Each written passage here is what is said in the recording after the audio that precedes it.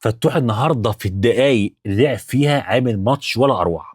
بجد ازاي يكون عندك لعيب جوكر، لعيب عنده رادار في عينيه، بيفتح زوايا الملعب، بيفتح مساحات اللعيبه اللي معاه، بيحط لك كرات في العمق الهجومي، يصنع جوان بيها، وفي نفس الوقت مركزه ايه؟ باك شمال زي بنتايج. ازاي النهارده يلعب خط نص وفي نفس الوقت يتوقع كوره بنتايج اللي هيرفعها له ويتحرك في المساحه بالشكل ده؟ دي رؤيه لاعب حريف.